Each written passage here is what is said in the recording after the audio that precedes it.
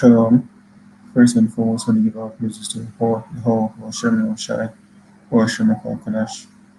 Kol Halalim Yehovah Hashem Shai, Hashem Kadash. That's in ancient Hebrew, saying our praises to Yahweh, in the name of Shai, in the name of the Holy Spirit. Yahweh is a correct name for the God of the Bible, for the world, ignorantly called Jehovah, God, or Yahweh. His son's true name in Hebrew is Shai, for the world, ignorantly called Jesus Christ. The true name for the God of the Bible in Hebrew is Yahweh. His son's true name in Hebrew is Yahushua. I want to give the honors unto the elders and apostles of Great Stone, and Shalom to all brothers and Modi, pushing sword in sincerity and in truth, to all that believe in this gospel. Shalom. This lesson was entitled the Native American Indians, the basically Israelites, which I was watching this lesson from Elder Malcolm, and basically referring to him channel, basically being strike, and he did mention some stones, some Hebrew stones that was found in Puerto Rico. So basically we look it up and I came across this article. It's from a Firekeepers inspirational.org, and it says 800 ancient stones with Hebrew writing in Puerto Rico authenticated? Question.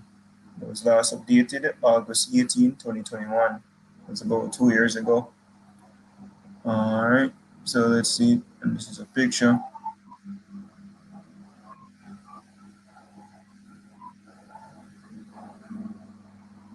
And it says, I'm post a link to this in the description. I'm really not going to read the entire article. It's a good read. I'm just going to get the first part in the middle section. It says a remnant of ancient stones, 20 of 800, made its way halfway across the world, solving a 3,500-year-old mystery.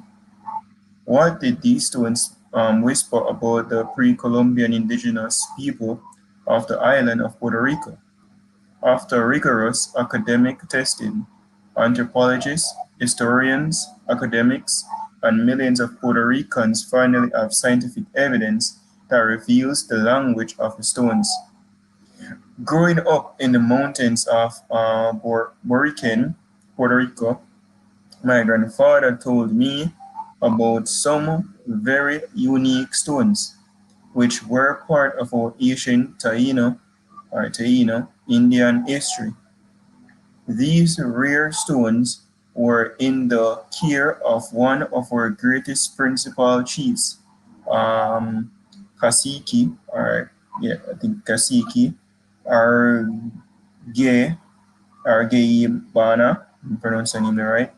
It says, who, when Columbus stumbled across our Taino people in 1492, was the principal chief of my home island of Boriken, Puerto Rico. That's the native term for Puerto Rico. It says, knowledge of these stones first came to light when a very sick Taino woman who had tried everything from indigenous herbal remedies to ceremonies lay on her deathbed, compelled to tell a secret her family had carried for generations. She sent runners to find someone in the church who could listen. Why she chose the church, we'll never know. But a monk named Jose Maria Nazario by cancer came to her bedside. What this elder revealed to this monk changed the historical narrative of our precious island. It says, there in her tiny pohio, thatched roof home, it says the monk interceded for the old woman's healing. Then she told him her family secret, a secret that went back to the time of Kasiki Agurbana, the principal chief of Boriken, the Taino Indian name for Puerto Rico, which means the house of the great and the valiant Lord. Her secret revealed where to find a hidden stash of stones, figurines inscribed with strange symbols and carvings of an Asian people that some call the Ibaru, which I think this means mountain people, if I'm not mistaken. Article actually stated. But in Jamaica, we have a people also known as Maroons, mountain dwellers, runaway slaves, so to speak. Right, but these weren't runaway slaves, as they were just inhabited mountains. But strangely, Ibaru is basically close to Hebrews, right? But them said the word actually means something else, according to this article, which I believe was written by Puerto Rican. So I guess you would know Ibaru.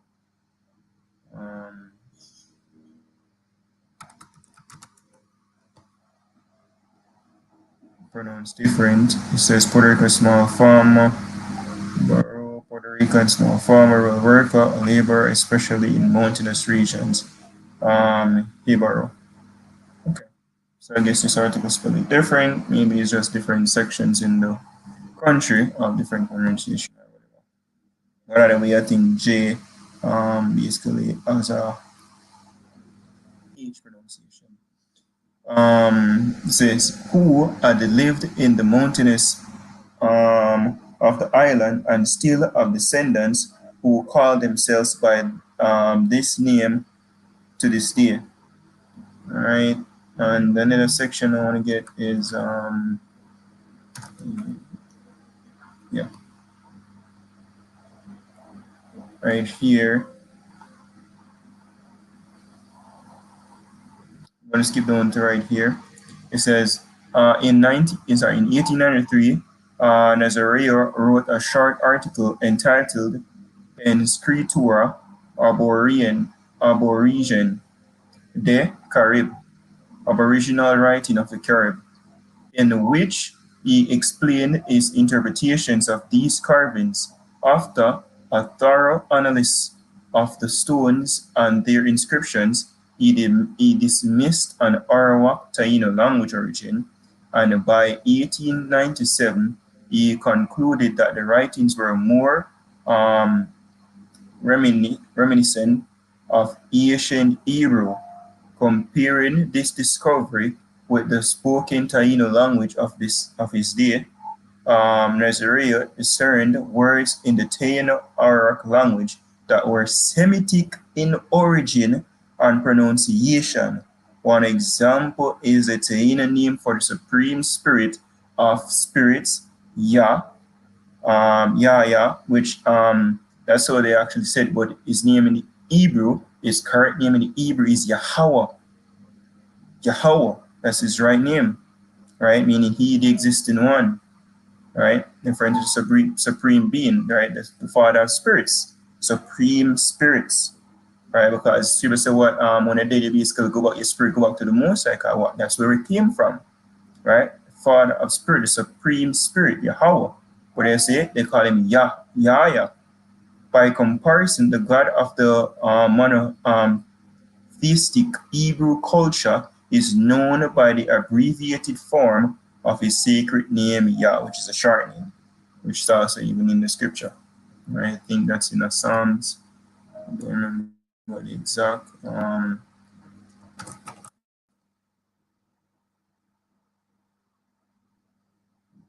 Some reason I can't.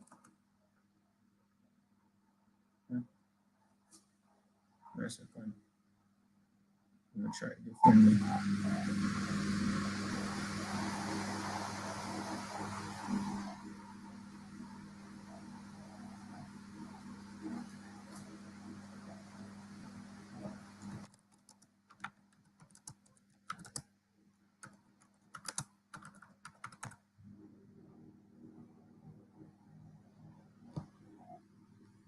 Literal days of songs. This is the ish. This is the Assyrian Igbo Yah Hawa.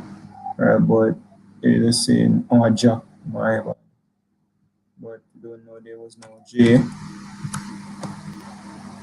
Here is it, Psalm 68 and 4. There is I'm couldn't write.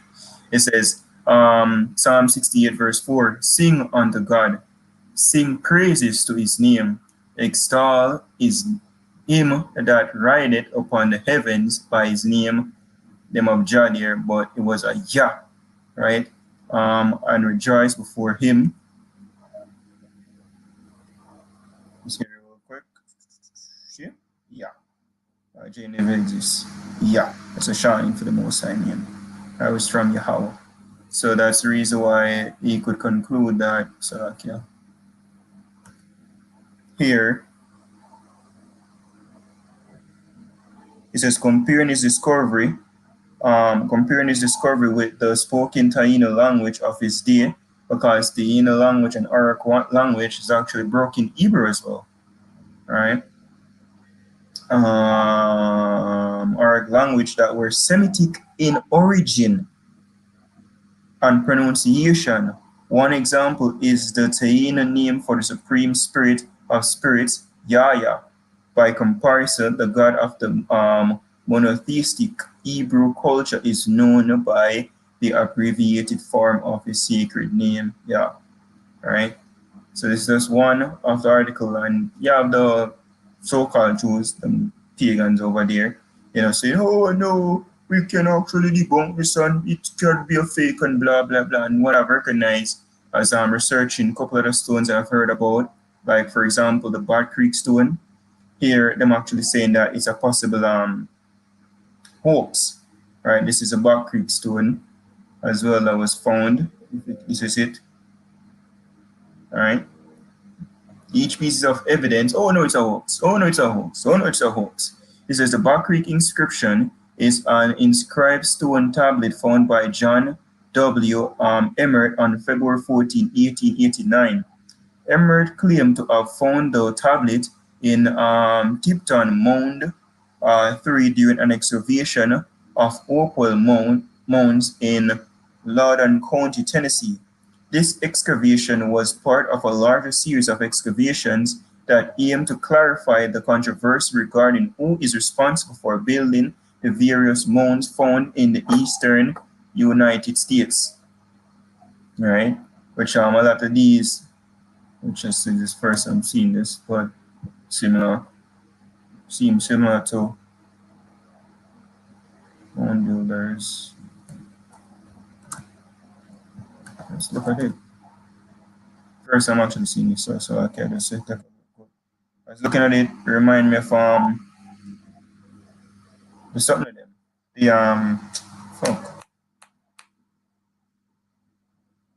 The pyramids, right? Similar to it.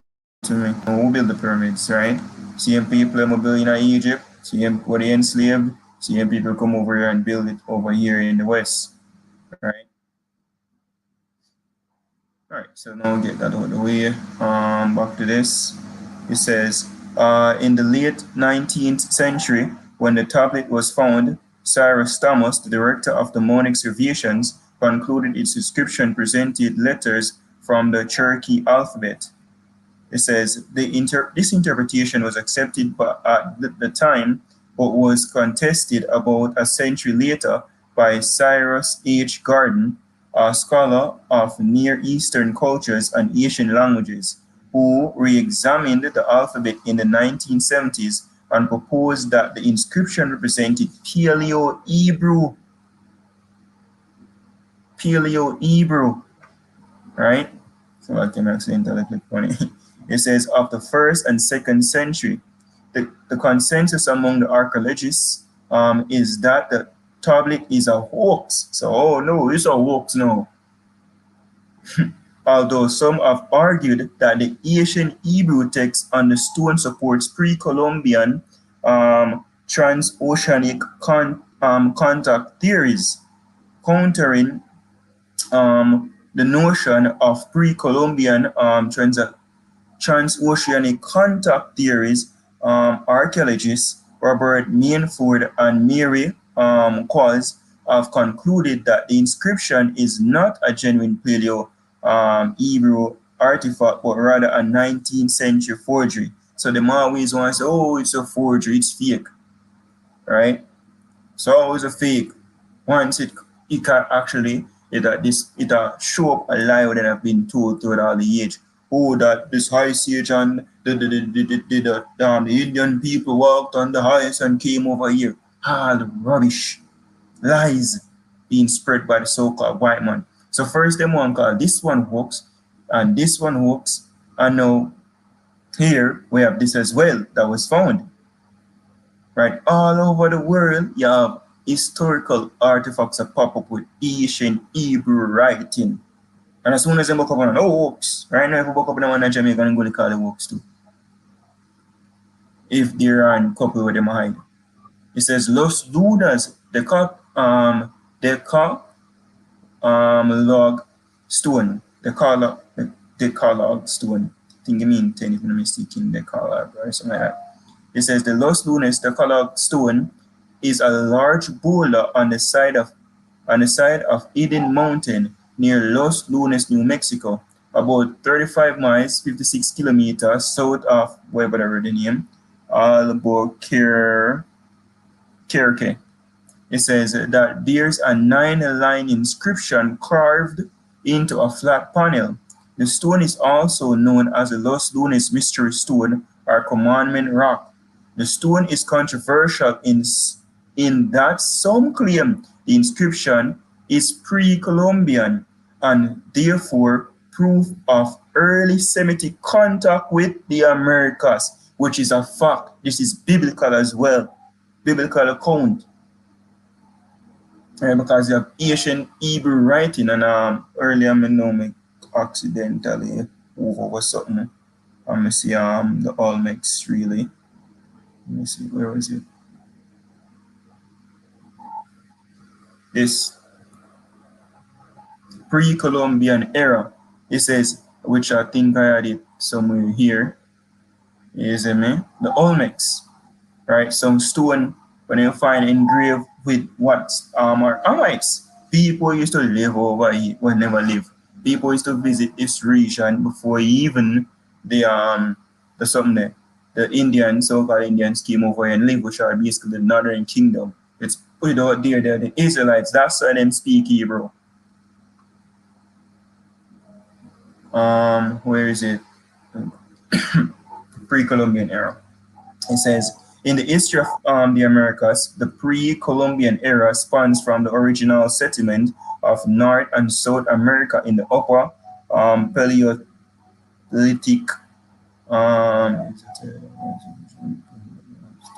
okay. It says period through European colonization, which began with Christopher Columbus' voyage of 1492. Usually the era covers blah blah blah blah blah blah. You see me?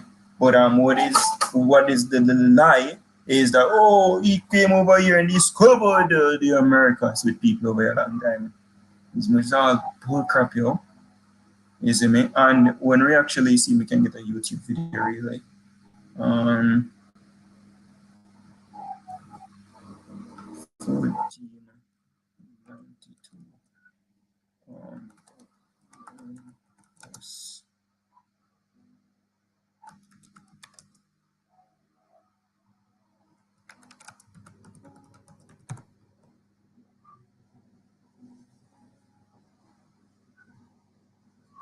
Yes.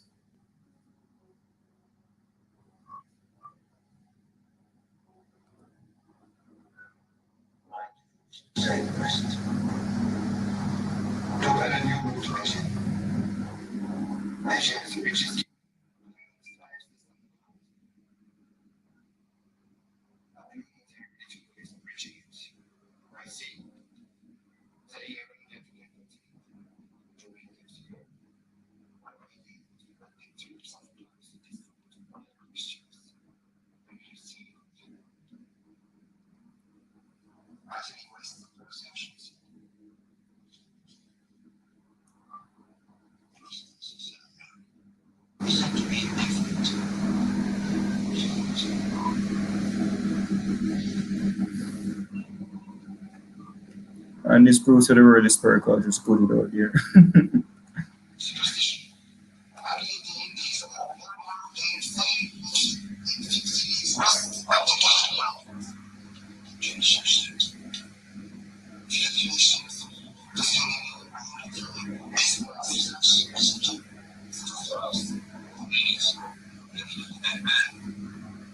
See? We quote Esdras, which allows them going to get Esdras, which prophesied, or speak of the Israelites, how them came over here.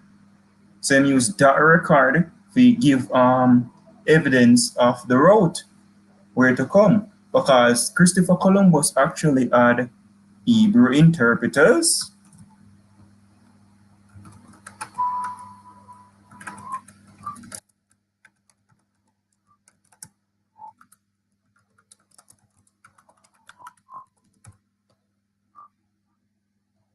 Louis de Torres.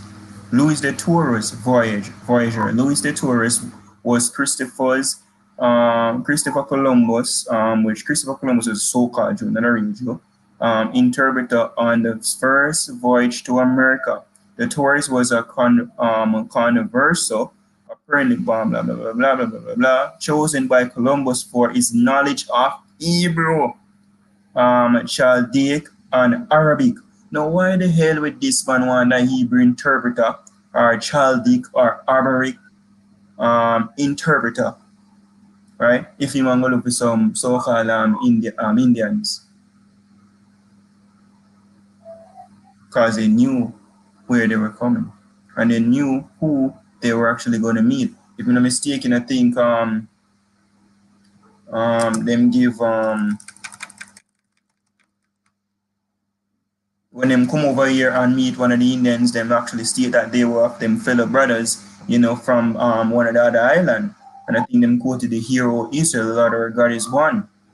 And they say we're fellow brothers in the Hebrew from one of the other islands then. But all of that them a try cover because each time something come up, oh, it's a hoax, oh, this not real, oh, that not real. Right? Right. So this one was I got first was the Los Lunas Decalogue stone. And here is another one when we look for that one. It says the Newark, Ohio Decalogue stone and key. You see Hebrew inscription around this. And I found this as well. Hebrew. So it's all evidence showing who the people were. They were Hebrew or they are Hebrew. You see me? How them know of this? Let's get it now. Right? And I had this book here actually posted. You see me? Books, history, it says the history of the Native American Indians by Adam Adair. James Adair, sorry. See me, James Adair, you can read it, it's a very good book. I have a physical copy, but I think you can get a PDF online as well. I believe that was the first thing I got. And buy it on Amazon, because this man lived on among the Indians, so-called Indians, which are Israelites. You can get it on Amazon.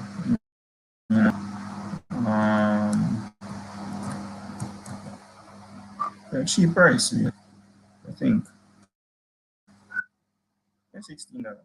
It's a very good read. It'll give whole heap of information of us is our people. Right, $16 for the paperback, which that's the one I got. It's a good read, giving information. Right, of even them customs at City of Refuge.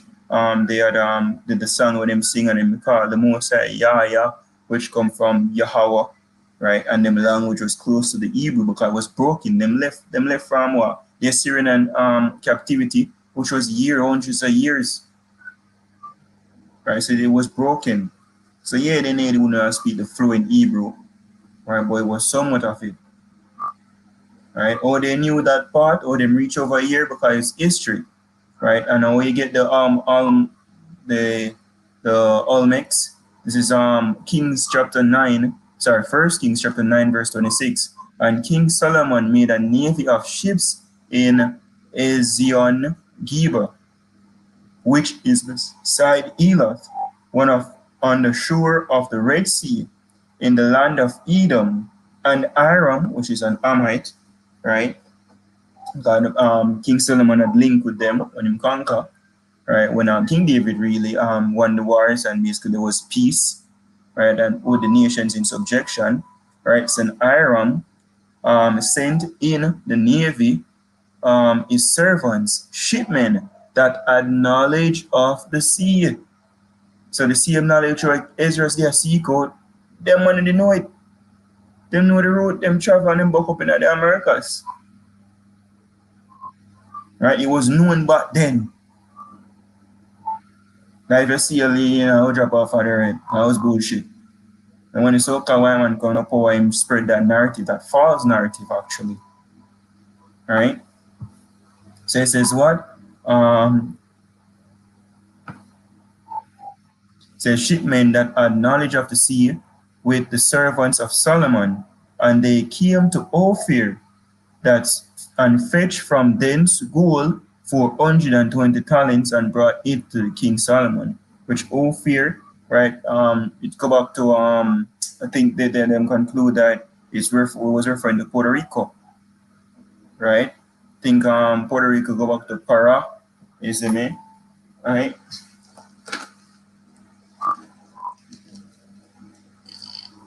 So what they knew is it's not like how Esau want come lie to me, but it was just by coincidence. So Christopher Columbus discovered. Oh, you fucking discover some people already later, right? But they were here. You see me, Ophir when them come to the west and them get gold and series why them people yeah. What is it? It's, them people yeah. These are the Amites. I believe there is even a note found, yo. You see me? With them state which kingdom they come from and what their purpose was here, what they were doing. To basically catch, get goods and carry it back over to the east or Middle East, if you will. This is 1 Kings 10, verse 22. For the king had at sea a navy of Tarshish with the navy of Aram, right? So it's King Solomon's servants. Once in 3 years came the navy of Tarshish. Oh, I remember this time frame. 3 years came the navy of Tarshish, bringing gold and silver, ivory and apes and peacocks. Right? So King Solomon exceeded all the kings on the earth for riches and for wisdom. Right? So they came over here to the west, they got the goods, and them carried over because they never come over and live. Right? Here's the whole mix. Right? So let's get this now. This is Second Ezra chapter 13 and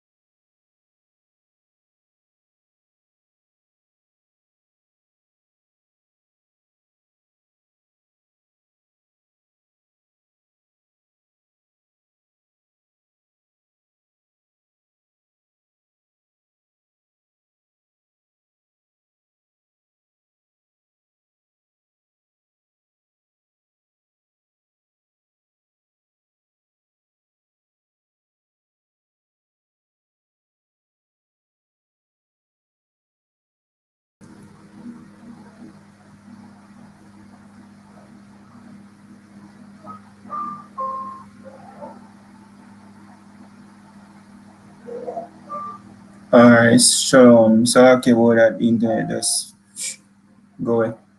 Shalom, you hear me? Let's just see your presets and thought of for tuning in. Tell me if you still hear me, bro. I'm still live. I'm gonna share my screen as well.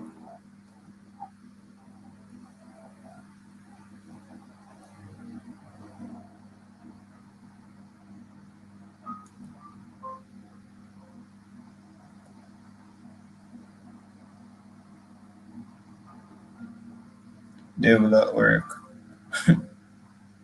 This still so okay.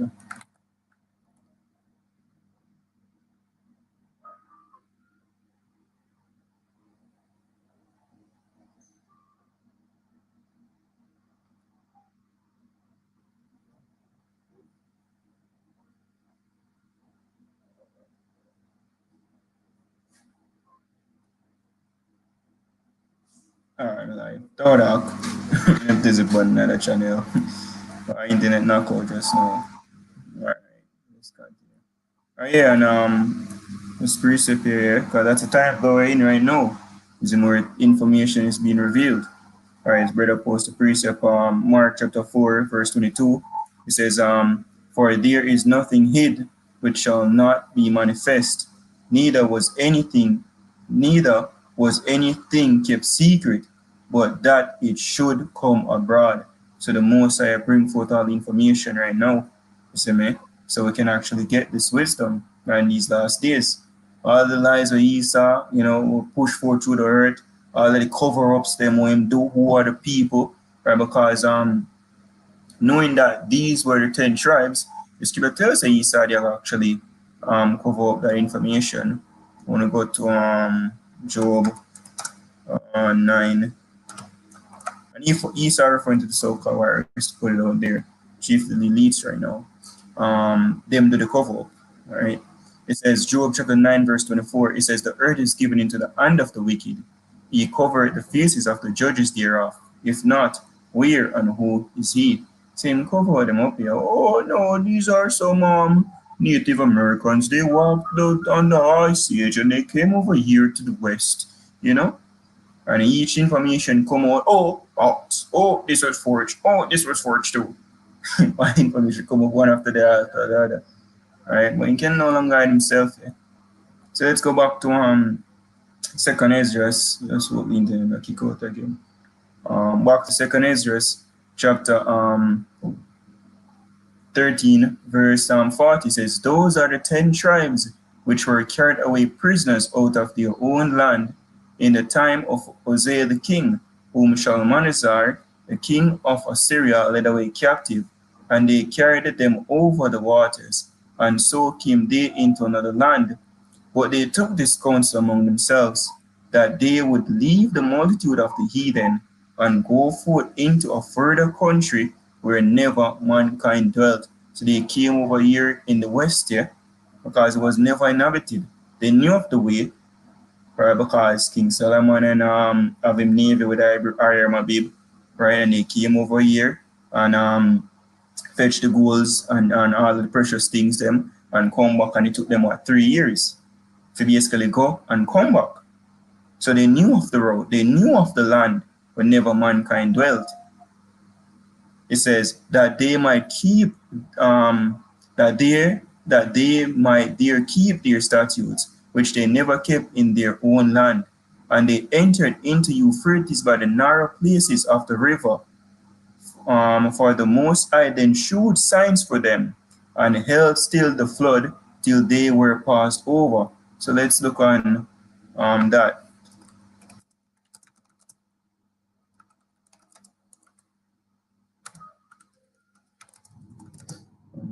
Africa. This one. Yeah, you remember it.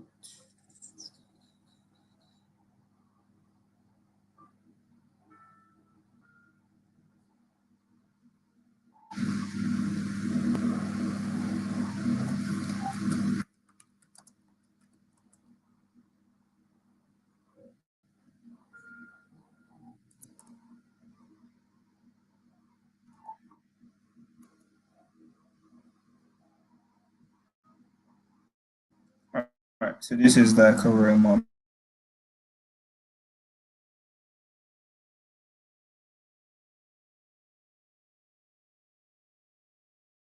Right here.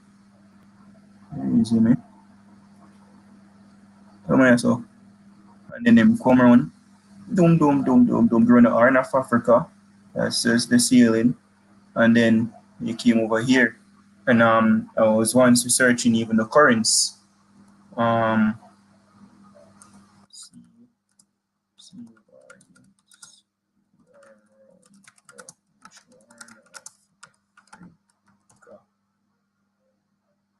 so they would flow.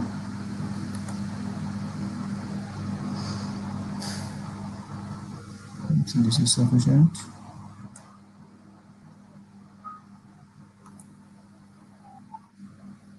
So yeah, this is it. This is better. Right? So boom, and chop out through here, so and come down, loop, loop, loop, loop, loop, loop, loop, loop, loop, and then reach right there, so loop, loop, loop, loop, loop, reach right there, so boop, or them can go right there. So see that? That's how they traveled. They went around the Horn of Africa, and they came here, and the currents pull them up back. You see me? Some go here, and some go Caribbean. Then they came up. Some go here, you know, and America, right? Because if I'm mistaken, Columbus, was it Americo Vespucci was the first to actually touch on the landmass of Africa. But Columbus came and he, I think, in pitching Hispaniola, which is now Haiti and Dominican Republic, right? So that's so they came to the path through Euphrates. Because when they pray, if them cut through Euphrates, them man going on one land, never mankind there. All them places inhabited, right? So they never go there. So Africa inhabited, right? Madagascar inhabited. Where the sea current will not take them over to the west, never mankind dwelt. Back to Esdras. All right. Wrong one. Yeah. It says, and they entered into Euphrates by the narrow places of the river, right? For the Most High then showed signs for them, and held still the flood till they were passed over. The scripture said the Most High actually give understanding of the elements or currents or signs, something like that to today we know them as the Mayans, but even Issachar, which are the so-called Mexicans, had those understanding, you know, when we go to the book of hold on there, so okay. I get it the old fashioned way. Book of Chronicles, chapter 12 and 22. Verse, page 12, verse 22. This is First Chronicles chapter 12, verse 32. And of the children of Issachar, which are today the Mexicans, which were men that had understanding of the times, to know what Israel ought to do, the heads of them were 200, and all their brethren were at their commandment. Right. So Issachar came over here, part of 12, you know, of the 10 tribes. No, it's not so sorry. All right. It says verse 45 now. It says, for through that country there was a great way to go, namely of a year and a half, and that same region is called Arsareth. All right. So namely a year and a half. It took them a year and a half to make this journey. Used it. I think there is one. Come from through so come down Africa, boom, and Corona and go through here so. To them a year and a half, because like then they have steam engine back then. Is I mean or whatever one right now in a cruise ship and them thing, you know, they had sailors. So that's why they use and came over here. To them a year and a half. See when it, as I say, if you remember here, when you go to Kings, 1 Kings 10, verse 32, it says, for the king had set at sea a navy of Tarshish, with the navy of Aram once in 3 years. So every 3 years, right, came the navy of Tarshish, bringing gold and silver, ivory, and apes and peacocks. Why? Because I tell them 1.5 years to come over here, get the resources, 1.5 years to go back. Right? So that's why it says what? Take them what? 1.5 years. And it says what? The CM is called Asaret. So there was a name, which in the Hebrew is Akar Aratasa, which go back to even Deuteronomy chapter 29 and 27. And the anger of the Lord was kindled against this land to bring upon it all the curses that are written in this book. Right, a part of the curses is even Deuteronomy chapter 28 verse 68 says, and the Lord shall bring thee into Egypt again with ships, which this Egypt referring to his bondage, Medazarium, right? It says, with ships, so we are going to slavery by ships, by the way whereof I spake unto thee, thou shalt see it no more again, and there ye shall be sold unto your enemies for bondman and bondwoman, and no man shall buy you, meaning no man now set you free, no man redeem you. We will be sold unto our enemies. You see me? Because even the nations were, the natives, so-called natives, they actually of the nation of Israel, the northern kingdom, they were enslaved as well. They were first enslaved. And then when them there is this slavery and stubborn as a mule, you see me, Esau came for us in the western coast of Africa to fulfill the prophecy. Because the scripture said what? The kingdom of Judah and let's see something real quick. Were pressed together. Let me go to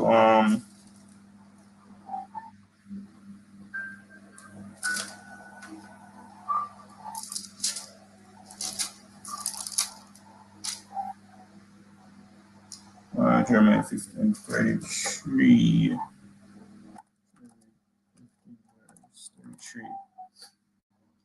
It says, Jeremiah 50 verse 33 says, thus saith the Lord of hosts, the children of Israel and the children of Judah were pressed together, and all that took them captives held them fast. They refused to let them go into reason. The scripture said what? No man will buy you in Deuteronomy 28 verse 68. So when we go here, it says what? And the Lord, back to Deuteronomy 29 verse 28, it says, and the Lord rooted them out of their land in hunger and in wrath. So upon the curses that will be brought into a land, you know, who father and our parents, they will know, you see me? We'll serve some false God who foreparents never know, right? It says, and in great indignation and cast them into another land. A car earth as I was cast into another land. Yeah, we were brought into Babylon. Yeah, we were brought into Assyria. But this new land where we'll be brought in, you see me, in the latter days, right, where two kingdoms them are going to press together, there's nowhere in history, you see me, where the northern kingdom and the southern kingdom was pressed together after the prophecy was written in Deuteronomy, sorry, not Deuteronomy, in Deuteronomy as well, but in Jeremiah, you see me? Because the only time we were pressed as a people is that the nation was in the ancient Egypt. So like,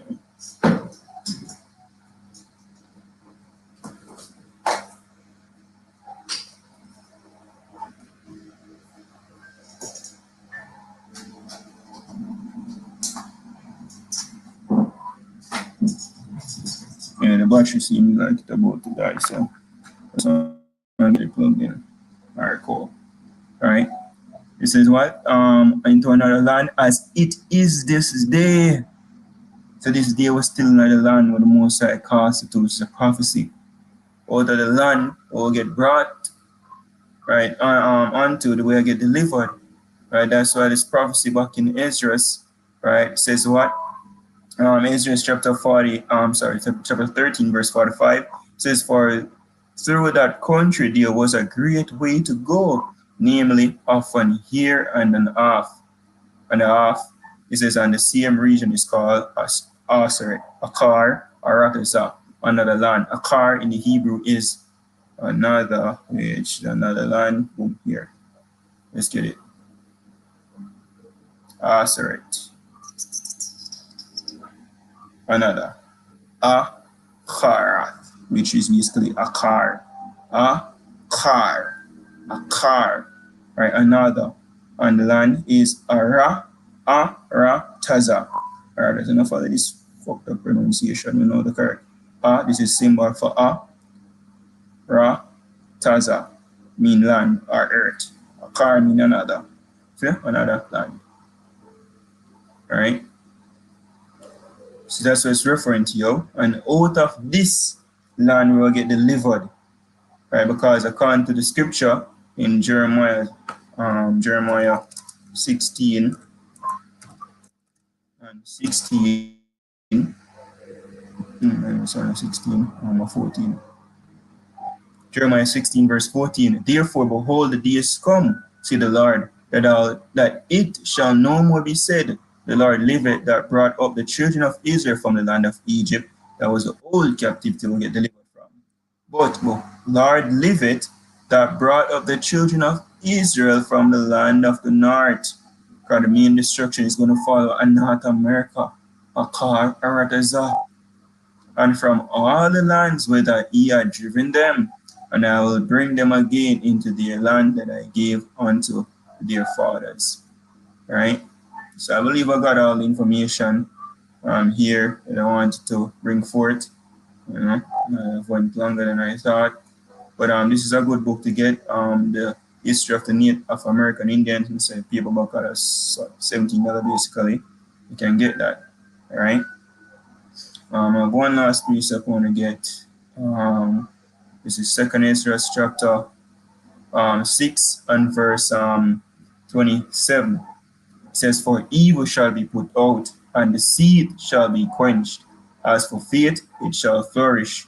Corruption shall be overcome, and the truth, which had been so long without fruit, shall be declared. And that's what's being done right now.